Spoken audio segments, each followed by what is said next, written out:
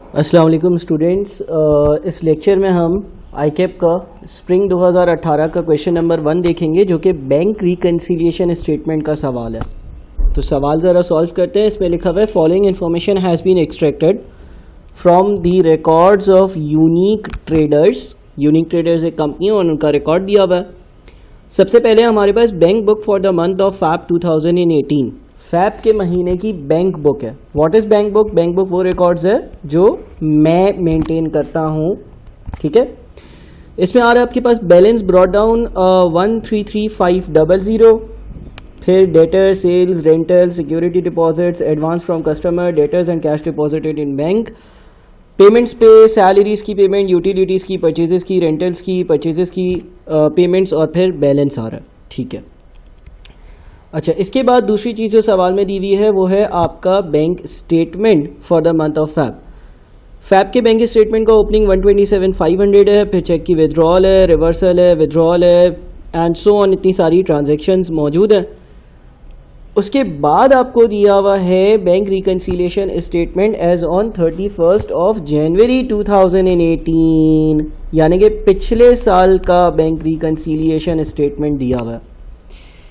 पिछले साल का जो बैंक रिकन्सिलिएशन स्टेटमेंट दिया हुआ है उसमें एक बैलेंस लिखा हुआ है और अगर आप बैंक बुक का बैलेंस देखोगे ना तो यहाँ पर नेगेटिव 133,500 लिखा है। और अगर नेगेटिव 133,500 है तो इसका क्या मतलब है? इसका मतलब ये है कि ये क्रेडिट बैलेंस है या ओवर ड्राफ्ट है, ठीक है। और इस बात को ज़रा आप हाईलाइट करना, क्योंकि अगर हम इसको कंपेयर करते हैं इस चीज़ से तो यहाँ तो सर डेबिट साइड पर 133,500 आ रहा है। आना कहाँ चाहिए था? आना क्रेडिट साइड पे चाहिए था, विच मीन्स के कोई गड़बड़ ज़रूर मौजूद है, ठीक है। अच्छा, उसके बाद फिर बैंक स्टेटमेंट का बैलेंस दिया हुआ है। इसमें अनप्रेजेंटेड चेक्स जो है वो माइनस हो रहे हैं और amounts mistakenly credited by bank भी चेंज हो रहा है और ये दोनों टैली कर रहे हैं। सर ऐसा तो हमने कभी भी बैंक रिकन्सिलिएशन स्टेटमेंट नहीं बनाया। भाई ऐसा बैंक रिकन्सिलिएशन स्टेटमेंट भी बनाया जा सकता है, ठीक है ना, कोई मसले की बात नहीं है। देखो एक जगह पर आपको जो है वो क्या लिखा हुआ है, ये balance as per cash book है ठीक है ना, और ये भी क्या है, balance as per cash book है। तुम यूँ समझ लो कि ये नहीं बनाया हुआ होता तो क्या होता, ये नहीं बनाया हुआ होता तो इस तरह से बनी हुई चीज़ मिलती ना आपको। आप बैंक स्टेटमेंट के बैलेंस से स्टार्ट कर रहे हो, अनप्रेजेंटेड चेक्स को माइनस कर रहे हो, बैंक ने जो गलती की थी उसको सब्ट्रैक्ट कर रहे हो और आप balance as per cash book पे पहुंच रहे हो। दो फॉर्मेट्स बताए थे, या तो बैंक स्टेटमेंट से स्टार्ट करो और अपडेटेड कैश बुक पर एंड करो, या अपडेटेड कैश बुक से स्टार्ट करो और बैंक स्टेटमेंट पर एंड करो, ठीक है। तो ये कुछ कहानी दी हुई है। अच्छा, सवाल बोलता है prepare bank reconciliation statement as on 28 Feb 2018, ठीक है। और 8 मार्क्स का सवाल है। इतना सिंपल नहीं है जितना सिंपल नज़र आता है, बिकॉज इसमें पिछले साल की बैंक रिकन्सिलिएशन स्टेटमेंट भी दी हुई है और पिछले साल की बैंक रिकन्सिलिएशन स्टेटमेंट में 2 चेक्स आ रहे हैं और 2 अनप्रेजेंटेड चेक्स आ रहे हैं। अनप्रेजेंटेड चेक्स क्या होते थे? मैं माइनस कर चुका होता था लेकिन बैंक ने माइनस नहीं किए होते थे, है ना। तो 31 जनवरी तक ये 2 क्रेडिटर्स जो हैं वो, या अकाउंट्स पेबल जो है वो बैंक नहीं गए थे, बैंक से उन्होंने पेमेंट नहीं उठाई थी। हो सकता है कि इस साल उठा लियो। दूसरा, कभी कभार बैंक जो है ना वो गलती कर देता है और वो गलती जो है वो उसकी वजह से मेरा और बैंक का बैलेंस टाई नहीं होता है, वो 48,000 है। तीसरा, इधर लिखा हुआ है 133,500 नेगेटिव, यानी कि ओवरड्राफ्ट, यानी कि क्रेडिट बैलेंस, और मैंने जो बैलेंस लिखा हुआ है वो 133,500 का ब्रॉट डाउन लिखा हुआ है, यानी कि पॉजिटिव बैलेंस लिखा हुआ है। तो ये इतनी सारी गड़बड़ें हैं जो मौजूद हैं, ठीक है अच्छा, अब हम ज़रा देखते हैं कि भाई सवाल को सॉल्व कैसे करेंगे। सवाल को सॉल्व करने का तरीका वही है कि आप अपने रिकॉर्ड्स को पहले सुधारते हो, आप अपडेटेड कैश बुक को पहले प्रिपेयर करते हो, ठीक है। तो हम अपने पास एक हेडिंग डाल लेते हैं यहाँ पर और इस पे लिखते हैं अपडेटेड कैश बुक। अच्छा, अपने पास ज़रा सवाल रखना या जो वीडियो चल रही है उसकी पिक्चर ले लेना ताकि हर वक्त आपके पास सारी सवाल की इन्फॉर्मेशन मौजूद हो। देखो यहाँ पर जो बैलेंस कैरी डाउन आ रहा है वो 441,500 आ रहा है, यानी कि इसका ब्रॉड डाउन इधर आना चाहिए, विच मीन्स कि ये एक डेबिट बैलेंस शो हो रहा है। तो मैं 441,500 से स्टार्ट करता हूँ, ब्रॉड डाउन 441 500 और पहले मैं अपडेटेड कैश बुक बनाता हूँ, अपने रिकॉर्ड्स को अपडेट करता हूँ। अपडेट कैसे करेंगे सर? अपडेट करने में सबसे पहली जो चीज़ आप करोगे ना वो ये करोगे कि देखो आपके पास ओपनिंग बैलेंस जो यहाँ पर डेबिट साइड पर 133,500 लिखा हुआ है, उसूलन ये क्रेडिट साइड पर 133,500 होना चाहिए। देखो एक चीज़ क्रेडिट 133,500 होनी चाहिए, आपने उसको डेबिट 133,500 तस्लीम किया हुआ है, ठीक है। तो अब मुझे अगर क्रेडिट 133,500 पर पहुंचना है, 133,500 पर पहुंचना है, तो मुझे 2 बार यही अमाउंट क्रेडिट करनी पड़ेगी। क्यों? एक बार जब मैं क्रेडिट करूंगा तो मैं 0 पर पहुंचूंगा, दूसरी बार जब मैं क्रेडिट करूंगा तो उसका हकीकतन जो सही ओपनिंग बैलेंस होना चाहिए था उस पर पहुंचूंगा। यानी कि मैं जो अपनी अपडेटेड कैश बुक बना रहा हूं उसमें यहाँ पे लिखूंगा correction of error in opening balance और 133,500 का ट्वाइस बन जाता है आपका 267,000। ऐसा करने से मेरा जो ओपनिंग बैलेंस है उसमें जो गलती थी वो ख़त्म हो जाएगी।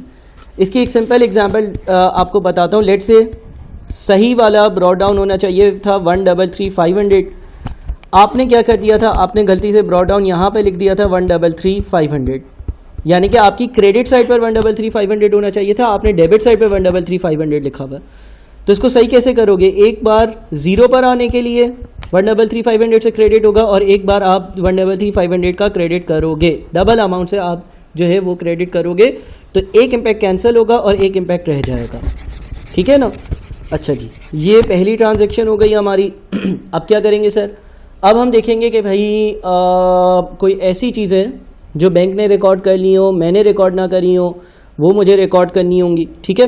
तो एक एक कर चीज़ें देखते हैं।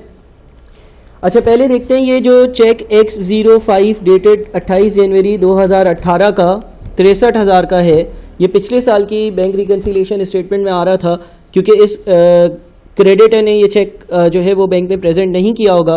क्या इस साल प्रेजेंट हो गया 63,000 वाला चेक? इस साल क्या प्रेजेंट हुआ है 63,000 वाला चेक? चेक का नंबर क्या था? चेक का नंबर था X05, नज़र तो नहीं आ रहा है X05, हाँ ये रहा है बिल्कुल प्रेजेंट हो गया। तो अब इवेंचुअली जब इस बंदे ने 9 तारीख को 9 फरवरी को बैंक में प्रेजेंट कर दिया चेक, बैंक से भी पैसे निकाल लिए, तो अब मेरी ये रिकन्सिलिएशन में नहीं आएगा। पिछले महीने की रिकन्सिलिएशन में इसलिए आ रहा था क्योंकि पिछले महीने ये बैंक से माइनस नहीं हुआ था, इस महीने ये बैंक से भी माइनस हो गया, तो अब ये मेरे बैंक स्टेटमेंट में आ गया है, इसीलिए मेरी रिकन्सिलिएशन में नहीं आएगा। अच्छा दूसरा ये भी देख लेते हैं कि जो X06 वाला 1,50,000 वाला अमाउंट था, X06 ये कहीं नज़र आ रहा है? X06 नहीं आ रहा नज़र। इसका मतलब X06 जो है वो पिछले महीने अनप्रेजेंटेड था और इस महीने भी वो अनप्रेजेंटेड चेक ही रहेगा, ठीक है। अच्छा उसके बाद पिछले महीने बैंक ने जो है ना कोई गलती करी थी 48,000 रुपीज़ की। 48,000 जो है वो बैंक ने क्या कहते हैं माइनस कर दिए थे या ऐड कर दिए थे, जो भी ऐड कर दिए थे ना, क्योंकि मैं माइनस कर रहा हूँ। अच्छा तो क्या बैंक ने वो गलती सही करी है? क्या कहीं 48,000 नज़र आ रहा है? हाँ नज़र आ रहा है, ये लिखा हुआ है reversal of amount credited mistakenly. Bank ने 48,000 गलती से मेरे अकाउंट में पिछले बार ऐड कर दिए थे, ठीक है, बैंक ने गलती से क्रेडिट कर दिए थे, तो बैंक ने अपनी वो गलती सही करी। और बैंक ने अपनी गलती कैसे सही करी? उसने पहले जब डिपॉजिट्स पर लिख दिया था तो अब विड्रॉल्स पर लिख दिया, तो वो गलती आपस में कैंसिल आउट हो गई, ठीक है ना। तो इस रिकन्सिलिएशन से, पिछले साल की रिकन्सिलिएशन से हमें सिर्फ ये पता चला कि ये जो X06 वाला चेक है ना, ये इस साल की रिकन्सिलिएशन पर भी जाएगा। फिर बारी बारी अमाउंट्स को देखते हैं। अच्छा बैंक स्टेटमेंट में चेक विड्रॉल पैरा है 2,25,000 का, 2,25,000 का देखते हैं। मैंने किसी को चेक दिया? हाँ मैंने 2,25,000 का सैलरीज का चेक दिया था, मैंने भी रिकॉर्ड कर लिया, बैंक ने भी रिकॉर्ड कर लिया। अच्छा ये 48,000 डिस्कस कर लिया हमने, ठीक है। अच्छा 63,000 भी हो गया। अच्छा उसके बाद आउटवर्ड चेक क्लियरिंग 3,15,000, मेरे बैंक अकाउंट में 3,15,000 आए, क्या मैंने भी रिकॉर्ड किए? हाँ डेटर से 3,15,000 आए थे, मैंने भी रिकॉर्ड कर लिए, बैंक ने भी रिकॉर्ड कर लिए। अच्छा, उसके बाद आउटवर्ड क्लियरिंग है 5,25,000। मैंने भी 5,25,000 सेल्स वाले रिकॉर्ड कर लिए, बैंक ने भी 5,25,000 सेल्स वाले रिकॉर्ड कर लिए। उसके बाद मैंने किसी को चेक दिया एक्सटेंड 3,25,000 का, एक्सटेंड 3,50,000। हाँ, अब देखो यहाँ पर ये रिकॉर्डिंग तो हुई है इस चेक की, लेकिन मैंने 52,000 से करी है। बैंक ने कितने से करी है? बैंक ने जो करी है यही रिकॉर्डिंग वो करी हुई है 325,000 से। तो इसके बारे में हम जो है ना जनरली ये एज्यूम करते हैं, अगर सवाल में नहीं लिखा हुआ हम ये एज्यूम करते हैं, बल्कि यहाँ पर मेंशन भी है, लिखा हुआ है all amounts appearing in the above bank statement are correct. यानी कि ये जो बैंक ने रिकॉर्डिंग करी है 3,25,000 ये सही है। मैंने जो 352 की रिकॉर्डिंग करी है ना, मैंने गलती करी है, तो मैंने ज़्यादा क्रेडिट कर दिया था। कितना? 352 माइनस 325 इज 27,000 से मैंने ज़्यादा क्रेडिट कर दिया था। 27,000 से मैंने ज़्यादा क्रेडिट कर दिया था। तो इसको सही कैसे करूँगा? 27,000 से मैं अपने अकाउंट को डेबिट कर दूंगा या इंक्रीज़ कर दूंगा। तो मैं यहाँ पर 27,000 लिख दूंगा, ठीक है। मैं अपना बैलेंस वापस से बढ़ा दूंगा। मैंने ज़्यादा से क्रेडिट कर दिया था अपनी बुक्स में। तो ये है हमारी एक और करेक्शन ऑफ एरर। चेक कौन सा था? X10। सही है भाई, चलो ये भी हो गया। यानी कि अब ये जो बैंक ने सही रिकॉर्ड किया है और मैंने गलत रिकॉर्ड किया है, इसको भी मैंने सही कर लिया। उसके बाद 622,000 रुपीज़ की परचेजेस है। 622,000 कहीं नज़र आ रहा है? 622,000 नज़र नहीं आ रहा, यानी कि मैंने माइनस कर दिया है, बैंक से अभी पैसे माइनस नहीं हुए। तो X11 जो होगा वो भी अनप्रेजेंटेड चेक्स की कैटेगरी में आएगा। मैंने क्रेडिट कर दिया है लेकिन बैंक ने क्रेडिट नहीं किया क्योंकि वो बंदा बैंक नहीं गया होगा, ठीक है। ये कॉन्सेप्ट हम जानते हैं। अच्छा जी, ये मैं अनप्रेजेंटेड चेक्स में ले गया। रेंटल 6,08,000 मैंने पे किया है। क्या बैंक से माइनस हो रहे हैं 6,08,000? हाँ, बैंक से भी 6,08,000 रुपये माइनस हो रहे हैं। तो बैंक ने भी रेंटल्स रिकॉर्ड कर लिए हैं और मैंने भी 6,08,000 रुपये के रेंटल्स रिकॉर्ड कर लिए हैं। ये भी हो गया। अच्छा, फिर परचेसेस मैंने 71,000 की करी है। मैंने 71,000 माइनस करा है और बैंक से भी 71,000 माइनस हो रहा है। तो इसको भी कैंसिल करते हैं इधर से और इधर से। सवाल आपके सामने होना चाहिए ताकि आप आसानी से चीज़ें टैली कर सको या प्ले पॉज रिवाइंड फॉरवर्ड करके देख सको। अच्छा, अब डेबिट साइड पे भी देख लेते हैं। 6,15,000 रुपये जो है वो मुझे मेरे डेबिट साइड पर रिकॉर्ड हुए हैं रेंटल्स के 6,15,000 रुपये, ठीक है।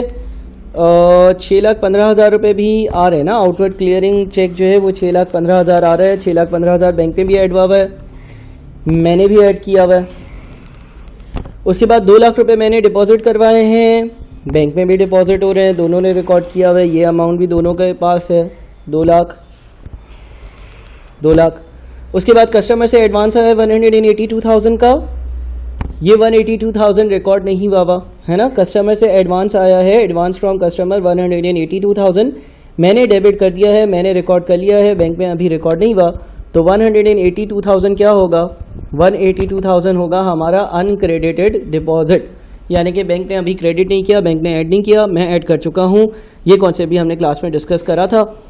तो ये अनक्रेडिटेड डिपॉजिट हो गया। अच्छा, फिर डेटर से 294,000 आए, मैंने डेबिट करे, बैंक में अभी तक डेबिट नहीं हुए, तो ये भी अनक्रेडिटेड डिपॉजिट हो गया 294,000, ठीक है। अच्छा जी, उसके बाद कैश डिपॉजिटेड इन बैंक 55,000 और ये रहा 55,000। बैंक में मैंने 55,000 रुपये जमा करवाया कैश और बैंक ने भी उसको रिकॉर्ड कर लिया। तो ये सारी कहानी हो गई, ठीक है। अच्छा, अभी कोई चीज़ बच गई? हाँ, अभी एक चीज़ जो बच गई है वो है आपका ट्रांसफ़र फ्रॉम अ डेटर 38,000। एक डेटर ने 38,000 रुपये जो है वो ट्रांसफ़र करें और 38,000 रुपये आपके बैंक अकाउंट में ऐड हुए हैं, लेकिन आपको उसकी खबर नहीं थी, ठीक है।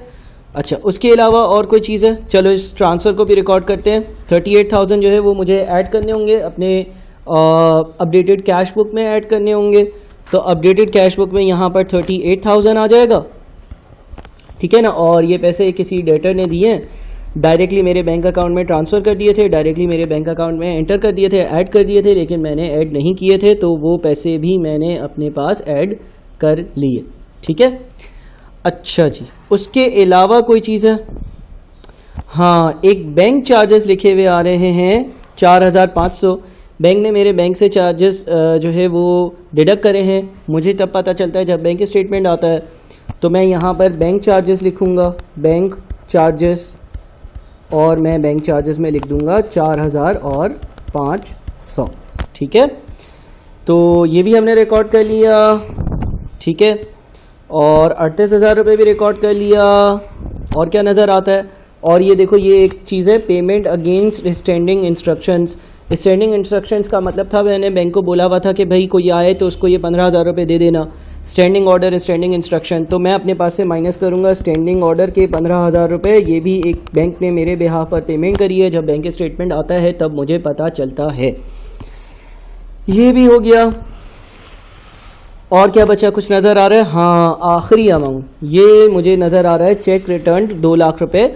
डिसऑनर्ड चेक होगा, किसी ने मुझे वापस मतलब वो क्लियर हुए बगैर वापस आ गया होगा। जब मुझे चेक मिला होगा तो मैंने एंट्री पास करी होगी बैंक अकाउंट डेबिट और डेटर को क्रेडिट, लेकिन जब वो डिसऑनर्ड वापस आ जाता है तो फिर मैं वापस से डेटर को डेबिट करता हूँ और बैंक अकाउंट को क्रेडिट कर देता हूँ।